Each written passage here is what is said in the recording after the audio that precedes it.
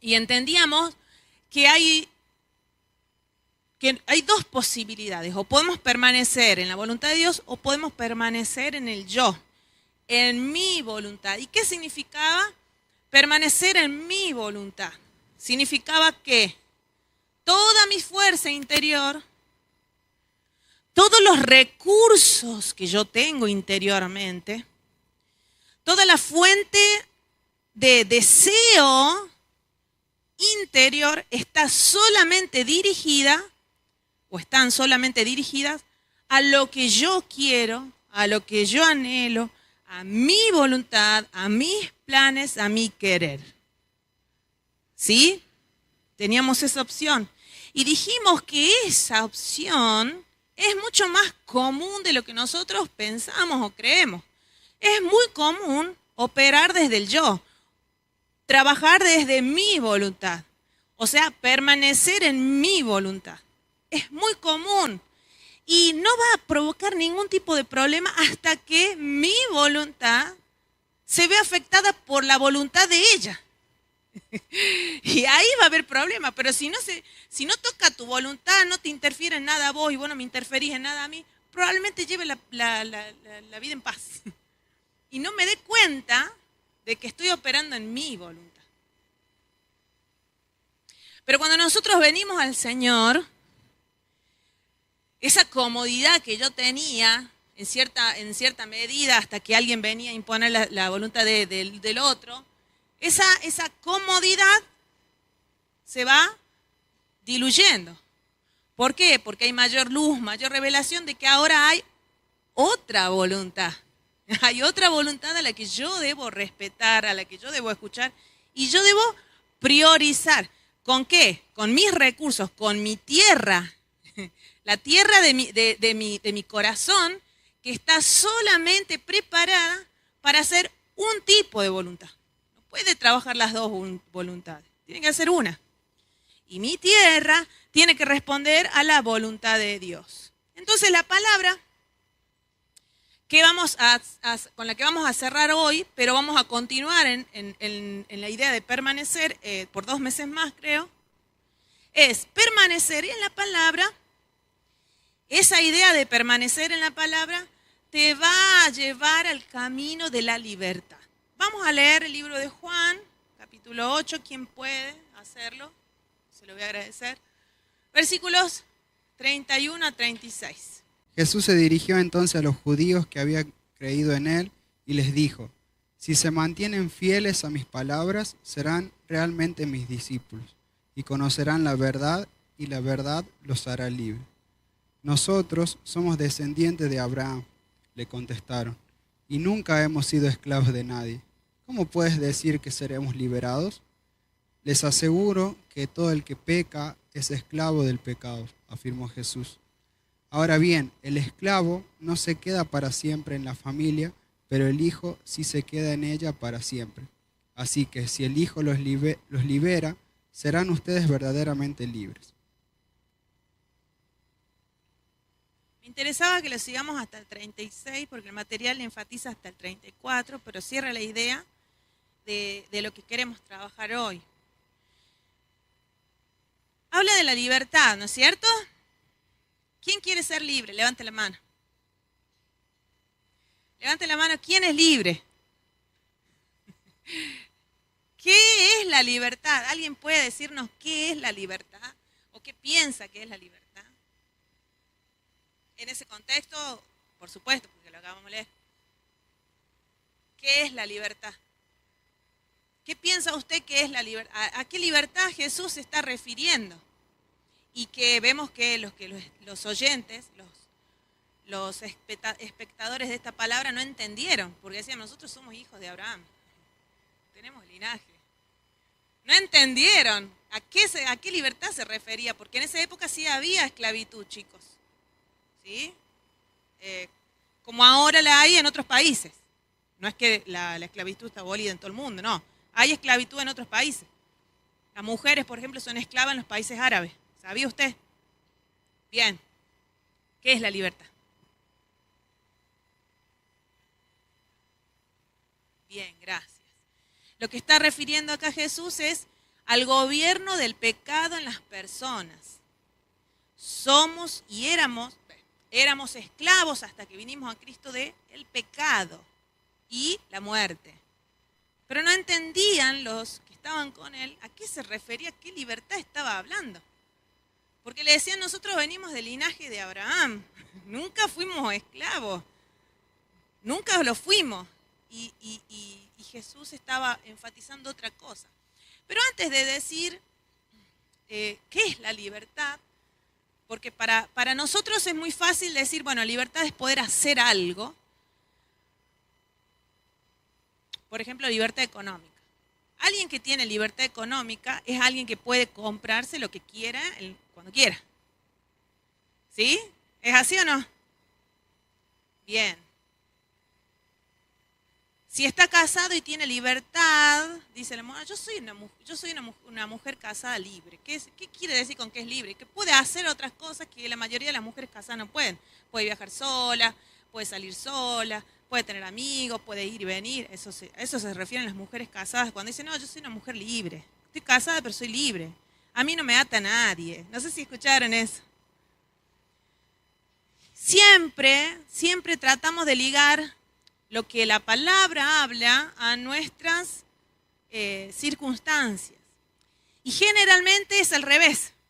Todo lo que yo soy, lo que tengo y lo que vivo, tiene que adaptarse a lo que la palabra nos señala, porque la palabra de Dios, las escrituras, son como una linterna en medio de la oscuridad, señalan algo para que nosotros prestemos atención a eso que señala la palabra. Y comienza la palabra diciendo, todo el que quiera, ¿sí?, esta clase de libertad, primero debe permanecer siendo mi discípulo. ¿Sí? El que quiera debe ser mi discípulo y permanecer siendo discípulo. Y eso es lo que queremos charlar hoy. ¿Se acuerdan que vimos que habían dos corrientes? Este mes vimos que habían dos corrientes de ríos que llevan a distintos lugares, que uno trata de nuestra propia voluntad y el otro de la voluntad de Dios, y dependiendo de en qué río nosotros estamos es donde nosotros permanecemos. Hemos hablado de lo que es el pecado y dijimos que el pecado sí es una actividad, es un acto de maldad fuera o lejano de la ley de Dios. Pero no es solamente eso. Dijimos que el pecado nació en el principio cuando el hombre decidió por su cuenta, ¿sí?, independizarse de Dios. Dejar de depender de Dios al decir, bueno, yo quiero ser igual a Dios. Y ese deseo engañoso, interno, provocó el nacimiento del pecado, no de los pecados, del pecado, de la raíz del mal del hombre. Por eso hay que prestar mucha atención a los deseos, ¿sí? Yo no sé si estuve en las clases con Juani, pero no me acuerdo si se habló exclusivamente de los deseos. ¿Sí se habló, se trató el tema de los deseos? ¿Qué deseas? ¿Qué deseo? Sí, la ley, está bien. Ahora me gustaría que vos te preguntes, ¿qué es el deseo? ¿Qué entendés vos por qué es lo que deseás y qué entendés vos qué significa desear algo? ¿Para qué? Para que veamos en qué río estamos, porque esto es una escuela de vida. Nosotros tenemos que analizarnos a la luz de la palabra, según lo que está siendo ministrado. Mi corazón tiene muchísimos deseos. Chicos, el corazón es el baúl de los deseos del hombre. Si vos abrís un corazón, lo que vas a encontrar son deseos. Deseos. Querer. Pasiones, anhelos, deseos. Pueden ser de venganza, deseos de prosperar, deseos de multiplicar, deseos de ser productivo, deseos de olvidar situaciones, deseos correctos, deseos incorrectos según la ley de Dios. Estamos llenos de deseos. Entonces, ¿en qué río yo estoy fluyendo? Mi vida está fluyendo en un río, quiero que lo sepas. No hay posibilidad de que no estés respondiendo a ninguna voluntad. O sea, ni a la de Dios ni a la tuya. No, siempre hay una respuesta del hombre. Siempre hay una respuesta del hombre a un tipo de voluntad. Y vimos que el hombre nació con un corazón corrupto, llenos de deseos que llevan y prosperan solo para el lado del mal, ¿sí? El lado incorrecto. En nuestro corazón pecaminoso significa que esa fuerza siempre impulsa nuestras acciones y nuestras decisiones al mal. Totalmente alejado de Dios, eso significa estar esclavo del pecado, que mis deseos solo responden a mi propia voluntad y mi propio querer y no pueden responder a la voluntad de Dios, a las concupiscencias de nuestros corazones. Y vimos que el deseo que nace en el corazón lleva al pecado y la palabra nos enseña y nos ilumina y nos dice que el pecado lleva a la muerte. Entonces, si hacemos un resumen matemático, nuestros deseos llevan a la muerte. Nuestros deseos. O sea, el mío. Preguntémonos a nosotros. Yo estoy deseando algo, entonces estoy viendo algo. ¿Qué deseo? ¿El deseo que tengo tiene un final de muerte o un final de vida? O sea, si yo quiero hacer una torta de chocolate, no puedo meter clavos a la mezcla, porque el clavo no sirve para hacer torta, sirve para fijar madera, con madera. Un cuadro a la pared de última, queda mal, que use un clavo, pero se usa. Pero no para hacer una torta. Bien, si yo quiero producir vida, no puedo hacerlo desde mis propios deseos, porque ya estudiamos que nuestros propios deseos conducen al pecado y el pecado a la muerte. Pero gloria a Dios, porque esta es la clase de hoy, eso fue un resumen. Gloria a Dios, porque Dios mismo intervino en la historia del hombre para que esta trayectoria de esclavitud se acabe. Dios mismo intervino. Él lo hizo. ¿Cómo lo hizo? Encarnándose. Encarnándose. Haciéndose como uno de nosotros. Siendo Dios, ¿sí? Dejó de ese privilegio y esa posición para venir a nosotros haciéndose uno más de nosotros. La intervención de Dios. Juan 1.14, Hebreos 4.15. A ver, ¿quién tiene Juan? No me lo pongas ahí, prefiero que lo lea. Juan 1.14, abra sus Biblias. No sé si puedes leerlo, Nico o Lore. Juan 1.15. Y Hebreos, ¿quién puede leerlo? Hebreos, de aquel lado, Beba. Aquel que es la palabra habitó entre nosotros y fue como uno de nosotros. Vimos el poder que le pertenece como Hijo único de Dios, pues nos ha mostrado todo el amor y toda la verdad. Qué bonito. A ver, Hebreos 4.15, Beba.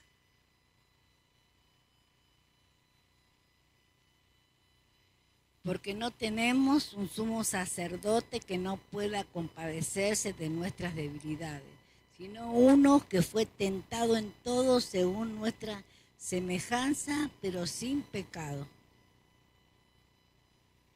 Qué bonito. 10.5, a ver. En el mundo dice, sacrificio y ofrenda no quisiste, más me preparaste cuerpo. Es maravilloso ver a Dios mismo uniéndose a su propia creación. Y yo creo que no lo vamos a poder ver en la magnitud que corresponde, porque no nos cabería en nuestra mente finita. Pero Dios mismo, haciéndose uno más de la creación, implica un amor extraordinariamente...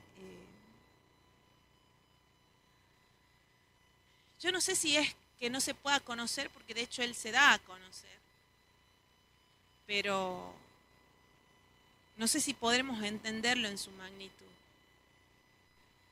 Inefable, indescriptible. El hombre perdido completamente en la corriente, como veníamos usando la analogía con Juanita, en la corriente de su propia voluntad y con un solo destino y final, que era la muerte. Y Dios, yo me imagino como una represa, ¿se dice represa?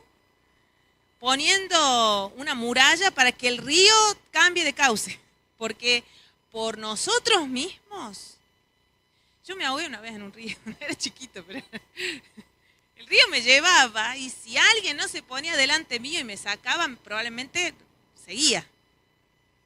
¿Alguien se ahogó acá alguna vez en un río? Levante la mano. Huito, vos también, mi bella. Allá, Ale, Pato, ¿quién más? Chicos, esperen, quiero que sepan que todos los más traviesos levantaron la mano. Eran muy traviesos, ¿no es cierto, Hugo? Vos debes haber sido travieso. Inquietos. El río te lleva y te lleva. O sea, si no interviene una fuerza externa, no hay forma de salirse. No hay forma cuando el río lleva fuerza, obviamente, ¿sí? Cuando un río lleva fuerza y la fuerza que impulsaba al hombre al mal, no era una fuerza como la que nosotros conocemos de un río común. No, era una fuerza muy poderosa. Que para que se detenga eso en nosotros, solamente Dios podía intervenir. Ningún hombre en la tierra pudo hacerlo más que Dios. Eso es maravilloso. Cuando vos estés comiendo el pan y el vino hoy a la noche y estés compartiéndolo, quiero que sepas que no había nadie que pueda detener tu destino. Y Dios intervino en esa situación. ¿Sí? Podés estar enfermo y podés estar pobre. Podés estar hasta divorciado o viudo. Y sin embargo, disfrutar del conocimiento de que Dios intervino. Dios intervino. No hay pobreza, no hay enfermedad que detenga el gozo que yo tengo. ¿Sí? Más allá de que, por supuesto, Dios nos sana y Dios nos prospera, así es así sucede. Pero es tan poderoso el milagro que Dios hizo en nosotros que es para disfrutarse, aunque esté enfermo. Bien, no, predicar. Sí. Dios recuperó a su creación. Él lo tuvo que hacer. Donde el hombre había caído, Él permaneció fiel. Donde el hombre había seguido su propia voluntad, Él, Cristo, vivió completamente en la voluntad del Padre. Así no solo vino a enseñarnos un camino, vino a abrirlo. Dios se unió al hombre para que ahora el hombre pudiera unirse a Dios. Nació de nuestra carne para que nosotros pudiéramos nacer de su espíritu. Juan 3:6. Murió por nuestros pecados para reconciliarnos con Dios. Y resucitó para introducir una vida nueva que nunca antes había estado disponible para el hombre caído. Dos aspectos claves. Cristo hizo dos cosas fundamentales, una externa y una interna. La externa vino como hombre, ¿sí? Se encarnó, venció todos los obstáculos para nuestra redención, fue a la cruz, quitó la culpa del pecado quitó todo lo que nos acusaba a nosotros, lo rompió y lo expuso. Destruyó el poder del diablo y de las tinieblas, ese poder que estaba atándonos a otra voluntad. Hebreos 2:14, anótelo, porque no tenemos tiempo de leerlo. Hebreos 2:14. Y abrió, como dice Hebreos, un camino nuevo y vivo. Un camino nuevo y vivo, ¿sí? Yo me imagino ese río que venía con fuerza, llevándonos a un destino de perdición. Se interpone, abre un camino para llevarnos a otro río. ¿Ah? ¡Qué bonito! Él mismo fue el camino. Él mismo fue el camino. Y eso fue externo. Pero ahora veamos, el camino nuevo y vivo está en Hebreos 10:20. Lo interno, ¿qué es lo segundo interno? Sembró en el corazón del hombre una semilla de su propia gracia, de su propio amor, de su propia luz. Lo sembró en el corazón del hombre. Una semilla incorruptible, lo describe Primera de Pedro 1:23. Anótelo. Primera de Pedro 1:23. Una palabra implantada, como lo dice el libro de Santiago, capítulo 1, verso 21. Una luz que alumbra a todo hombre. Juan 1:9. Y un tesoro en vaso de barro, 2 Corintios 4:7. Miren todo lo hermoso que hizo el Señor en nosotros y está haciendo. Es una obra interna, ¿sí? ¿La podemos ver en nosotros? Que Dios permite que la veamos. Él se puso al mismo en nosotros. Su gracia, su amor, su misericordia, su luz, su levadura, su sal, su camino, Él mismo se introdujo en nosotros. Él mismo se introdujo en nosotros. ¡Qué maravilloso! ¡Qué maravilloso! Por eso es que un hijo de Dios ya no es, ya no importa tanto lo que hace, sino lo que quiere. Porque a la luz de todo el mundo yo puedo ser perfectamente buena. Pero cuando Dios viene a mi corazón, Él me muestra todo lo que verdaderamente soy.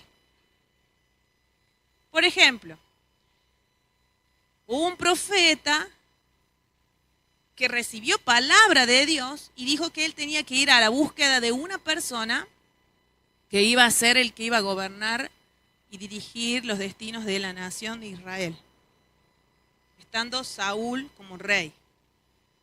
Samuel, el profeta, cuando va a buscar a esa persona que Dios le dijo que había en una casa, en la casa de Isaí, ¿sí?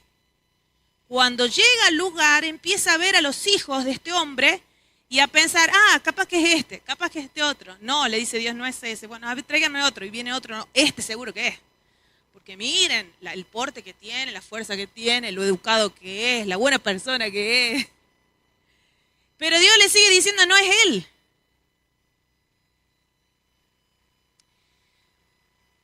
Y ahí aparece David.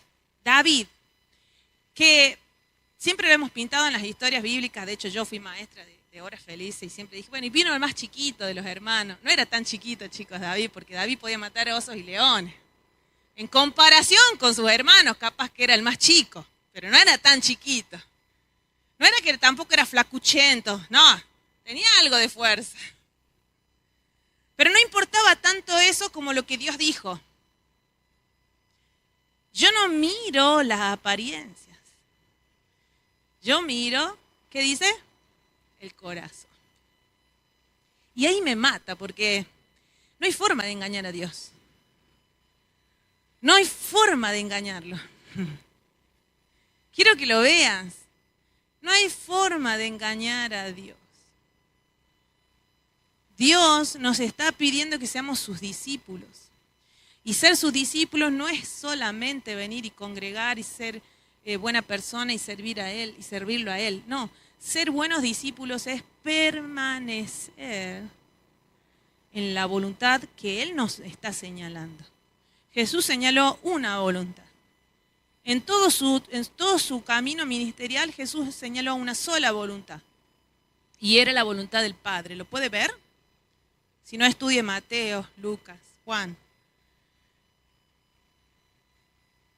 Una sola voluntad. Lo que yo veo hacer el Padre, eso hago. La voluntad de Dios, la voluntad de mi Padre es mi voluntad. En los negocios de mi Padre yo estoy. El diablo le dice, ¿qué querés? ¿Querés todo esto? Todos los reinos son para vos. Si tan solo te arrodillaras una vez y me adorases. Y Jesús le dice, no. ¿A qué le dice que no? ¿A qué le dice que no? Al deseo de gobernar naciones. Cuando alguien te viene y te ofrece plata y te dice, mira, si haces este trabajo, te vas a ganar tanto dinero. ¿Vos decís que no o que sí? ¿A qué? Al trabajo. No al dinero. Porque ¿qué tenés que hacer vos para obtener el dinero? Eso. Nosotros pensamos que trabajamos por dinero. No, no, no. Vos decís que sí o que no a lo que te piden que hagas.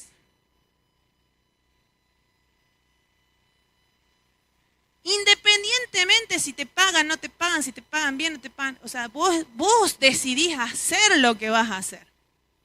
Jesús dijo que no a gobernar las naciones porque nunca le interesó nada que no sea la voluntad de Dios. Y creo que llega un momento para el Hijo de Dios que permanecer en la voluntad de Dios te entrena para dejar de desear tanto lo que es contrario a Dios. Y repito y vuelvo al inicio.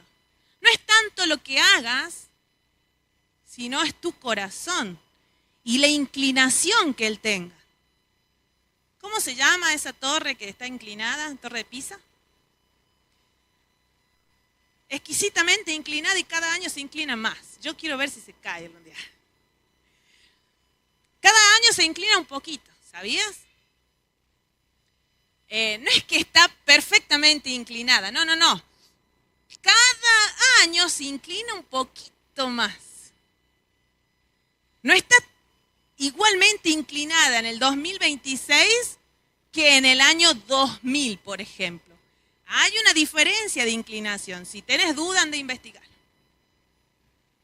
Pero el corazón que está inclinado al mal y permanece en esa postura, cada día se va inclinando un poquito más. Por eso veamos nuestro corazón, porque ahora estamos cerrando. Yo quiero ser libre. ¿Quién quiere ser libre? Verdaderamente libre, ¿ah? Vamos con la diapo 4. Para ser libre hay una condición.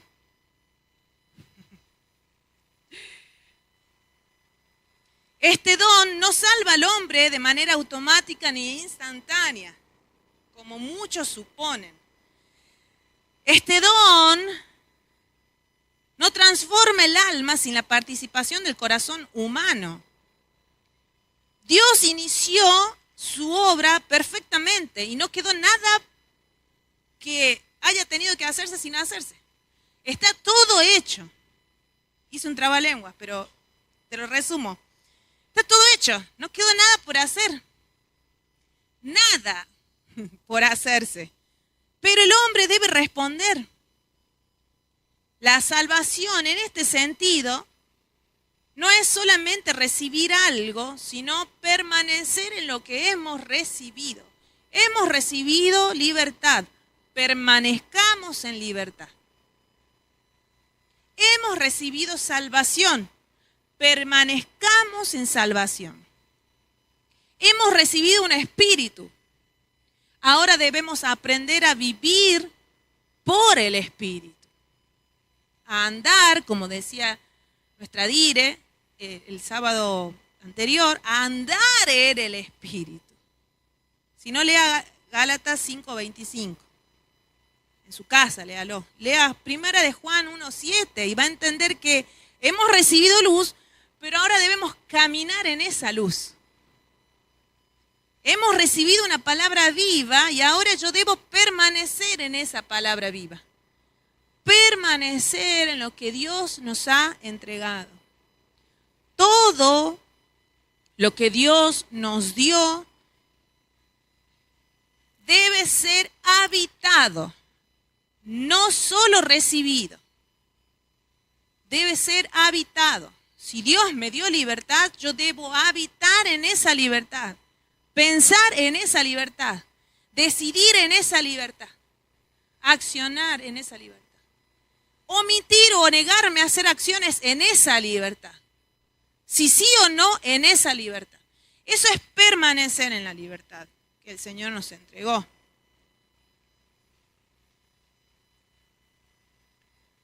Vamos a leer nuevamente Juan 8, 31, 34.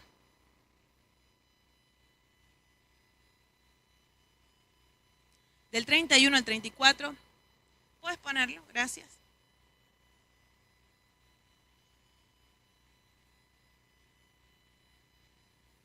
Dijo entonces Jesús a los judíos que habían creído en él. ¿Con quién estaba hablando Jesús? Con los judíos. ¿Qué clase de judíos eran? Los que habían creído en Jesús. Jesús les decía estas palabras. Era Jesús el que hablaba, no era un apóstol, era Jesús. Si vosotros permaneciereis en mi palabra, seréis verdaderamente mis discípulos. Sigamos. Y conoceréis la verdad, y la verdad os hará libres. Les respondieron. ¿Quiénes respondieron ahí? Los judíos que habían creído ¿en quién? En Jesús. Le responden así: linaje de Abraham somos, y jamás hemos sido esclavos de nadie. ¿Cómo dices tú, seréis libres? Sigamos.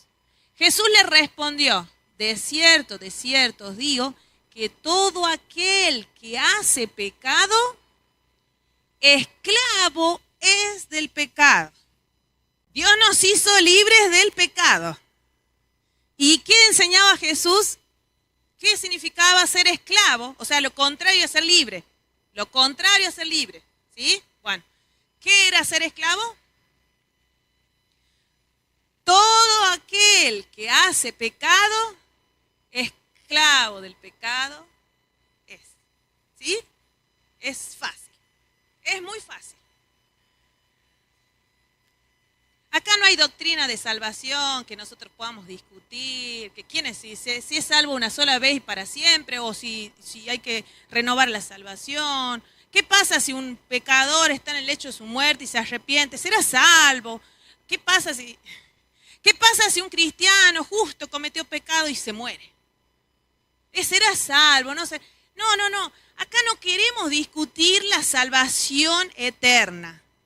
Nosotros queremos discutir la libertad en la que nosotros debemos vivir. ¿De qué me sirve planificar mi salvación eterna si yo estoy siendo esclavo de algo que no quiero? ¿A quién le gusta ser esclavo del pecado?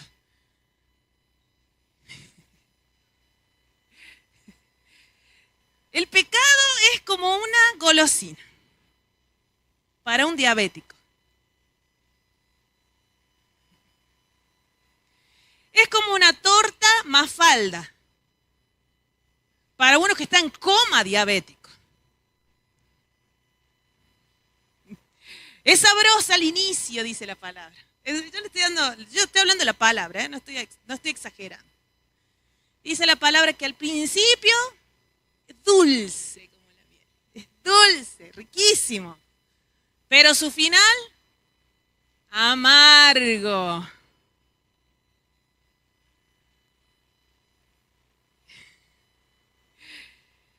Pero hay algo que se repite mucho en esta porción que estamos leyendo y la palabra es permanecer. Permanecer. Si yo permanezco siendo discípulo de Jesús, entonces mi vida va a reflejar libertad del pecado. Puede venir un pensamiento. El otro día hicieron en la escuela de vida, me encantó lo que hicieron los maestros. Le dieron una imagen a los chicos para que pinten con una frase. Mis pensamientos no son pecado. Me encantó, porque se armó una discusión acá. Así fue, ¿no, Brian? Algo así decía la frase, ¿no? Mis pensamientos no son pecado, algo así. Me encantó, porque ya estaban los padres, algunos, ¿cómo es eso? Que no es pecado un pensamiento. Sí, un pensamiento pecaminoso, no es pecado. ¿Por qué me gustó? Porque a los niños hay que hablarles con la verdad. Y la verdad es que los pensamientos pecaminosos vienen. Como dice la palabra, son como aves, ¿no? Que quieren anidar. Pero depende de nosotros si los dejamos anidar o los vaya a otro lado. Si un niño tiene un pensamiento de que no quiere obedecer a la mamá, ¿sí? Yo no le voy a ir a decir, estás pecando porque vos. La idea de Cristo cuando habla estas palabras no es acusar y condenar, porque de hecho la palabra de Dios dice que quien permanece en Cristo Jesús, no hay condenación contra él. Romanos capítulo 8:1, ¿no? Léalo y enséñeme después. Lea Romanos. ¿Por qué? Porque esto no es para acusarnos, para condenarnos. Es para advertirnos y decirnos dónde estamos permaneciendo, en qué voluntad estamos permaneciendo. Ya Dios intervino en la humanidad para que nosotros tuviéramos elección. Elección, que era lo que no teníamos. Antes no podíamos elegir agradar a Dios, porque no había nada en la tierra que a Dios le agrade fuera de Cristo. No había elección. Ahora hay elección. Yo puedo agradar a Dios. Yo puedo hacer la voluntad de Dios. Cristo se hizo un camino eterno, un camino de pureza, de santidad. Si vosotros permaneciereis en mi palabra. Entonces yo a un niño que tiene un pensamiento pecaminoso, ¿cuál es el interés que tengo como maestro? Decirle, permanece en la palabra de Dios. Podés tener hoy un pensamiento así, mañana ese pensamiento, pero si vos permanecés en la palabra de Dios, ese pensamiento pierde frecuencia. Pierde frecuencia. Y algo que pierde frecuencia, pierde patrones de conducta. Patrón de conducta de un niño desobediente se pierde cuando interviene el Espíritu Santo en él. Puede venir un pensamiento equivocado, pero su permanencia es en la palabra. Entonces puede venir el arrepentimiento. No lo voy a condenar por un pensamiento. ¿Cómo un pensamiento va a atacar a un niño que está fortalecido en la palabra de Dios? No lo puede atacar. Puede intentar seducirlo, pero no atacarlo. No lo agarra desprevenido, permanece en la palabra de Dios. Si vosotros permaneciereis en mi palabra, seréis verdaderamente mis discípulos. Y conocerás la verdad y la verdad les hará libre. O sea, es el resultado de permanecer. La libertad, ahora sí puede decir soy libre. La libertad es el resultado de permanecer en su palabra. Su palabra, la palabra, no estamos hablando solo de las escrituras, sino el poder de su palabra en nosotros. Esa palabra que ya deja de ser letra y se convierte en vida. Esa palabra que ya no es logos y rema, sino es, ya no me acuerdo, Logos, rema y grafos. Ahí está. Teología 1. Grafos. ¿Qué es la palabra grafos? Es la que está tatuada en mi corazón. Grabada. Marcada. O sea, mi corazón está marcado por la palabra de Dios. Ya deja de ser logos, la palabra escrita. Deja de ser rema, una palabra oportuna en tiempo específico para una persona específica. Ya es grafos, es una palabra que me marcó, que me pintó de sus colores, que me diseñó para su agrado. El hombre permanece en aquello a lo que entrega su voluntad. Y aquello en lo que permanece, finalmente, ¿qué pasa? Lo gobierna.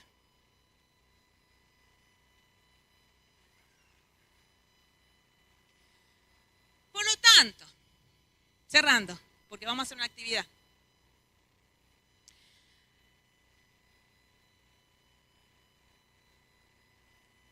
Hay una parábola que se me viene ahora a la mente y que grafica mucho esto. Dice la palabra, en el libro de Mateo, no recuerdo la cita, que un hombre vio un tesoro, descubrió un tesoro, ¿sí? En una tierra. Entonces, el sermón del monte, gracias. Entonces fue y vendió todo lo que tenía, para ir a comprar la tierra donde estaba el tesoro que vio. ¿Sí? Bueno, nuestra voluntad son nuestros bienes. Es todo lo que tenemos. No tenemos más nada, chicos. Si vos pensabas que la moto, el auto, la casa que tenías son bienes para Dios, no es nada eso. No es nada. Cuando vos traigas la ofrenda, los diezmos a esta casa, que siempre enseñamos de eso, no creas que estás manteniendo el reino de los cielos con los diezmos. No. Estamos solamente agradecidos al Señor y en generosidad damos. Pero el reino de los cielos se va a sostener sin vos y sin mí. Dios va a usar una piedra si quiere hacerlo. Tus bienes, tu casa, tu auto, tu ropa, los títulos que tengas, la educación que adquiriste te sirve para este sistema. Pero en la eternidad, en los ámbitos celestiales y de eternidad, en los ámbitos donde Dios gobierna, porque estamos hablando de gobierno, eso que nosotros tenemos no sirve para nada. Si hubiera servido, no hubiera venido Cristo a morir por nosotros. ¿Podemos verlo? Entonces, lo único que nosotros poseemos, que puede ser útil para Dios, es la voluntad. Esto cuando hay una discusión teológica del libre albedrío, chicos, es muy profundo el libre albedrío. Es una moneda. Dios te dio una moneda a vos, le dio a él, le dio. Todos tenemos monedas. No hay un ser humano que no tenga moneda. La parábola es moneda. No hay nadie en la tierra que no tenga una moneda y es la voluntad. Cuando el hombre ve a Cristo y se le revela a Cristo, ve un tesoro. Ve un tesoro invaluable. Un tesoro incomparable, no con lo que yo tengo, sino con lo que tienen todos mis vecinos, todo mi pueblo y toda mi nación. Ese tesoro es único. ¿Qué tengo para vender? ¿Qué tengo para vender? Si mi auto no me sirve, si mi casa no me sirve, mis títulos no me sirven, lo que he adquirido con mi esfuerzo y meritocracia no sirve.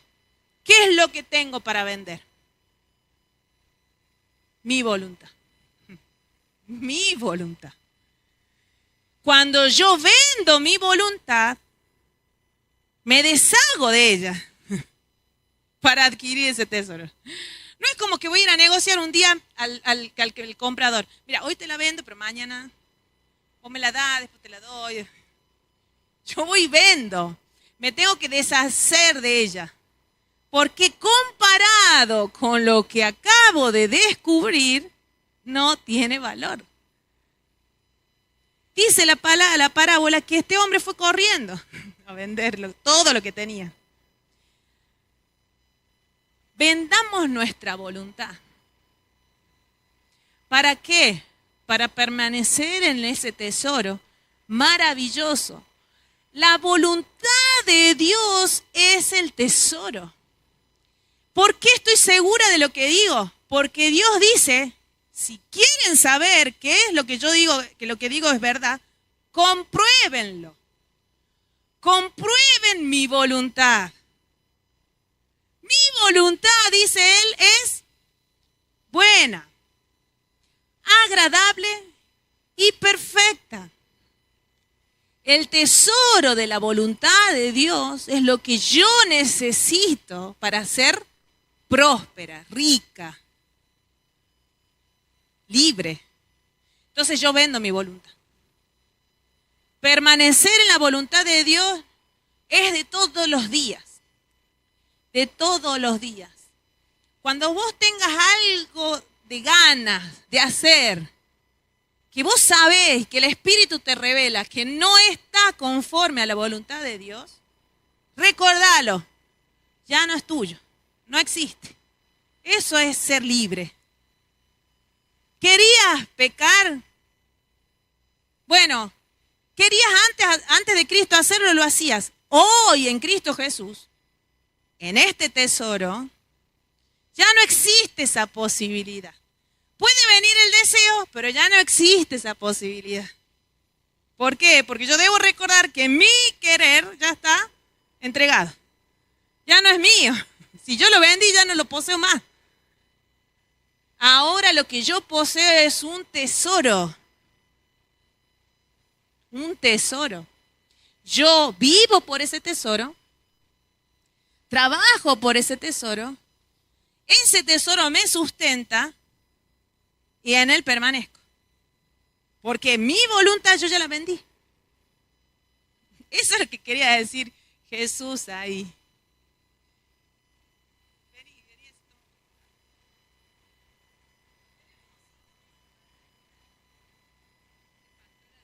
Ese tesoro me sustenta.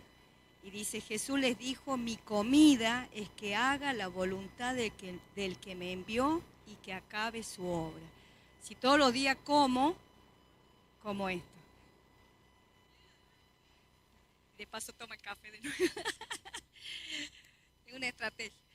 Jesús les dijo, mi comida es que haga la voluntad del que me envió y que acabe su obra. En Juan 4:34. En el 32, Él les dijo, yo tengo una comida que comer que vosotros no sabéis. Y después Él les contesta, ¿cuál es la comida? Es comer la voluntad de Dios. Ese es su alimento. Qué bonito. Cristo es nuestro pan de vida. Ay, chicos, qué bonito. Podríamos seguir, ¿no? Pero ya tenemos que cortar. Vamos a la última diapo. Última. ¿O ya no hay más? Ahí está.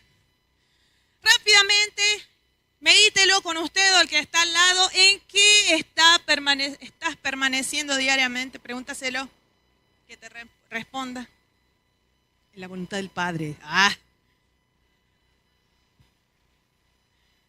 No importa que sea íntima, díganlo. Entérese.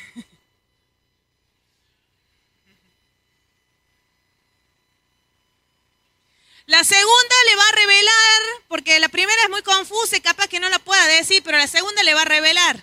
La primera. La segunda dice, ¿qué ocupa tu mente la mayor parte del día?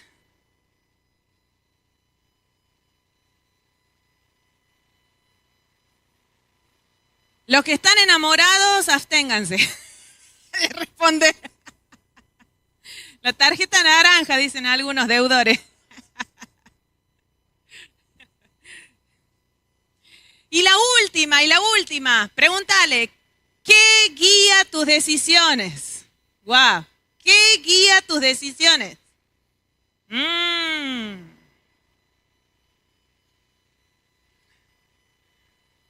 Las decisiones las guía mi deseo, tu deseo propio o la dirección del Espíritu Santo. Tus acciones están dirigidas por la impulsividad del yo o por la obediencia a Cristo. ¿Dejas que te domine la ansiedad o gobierna la paz del Señor? Listo. Tiempo y fuera. Un aplauso para todos ustedes.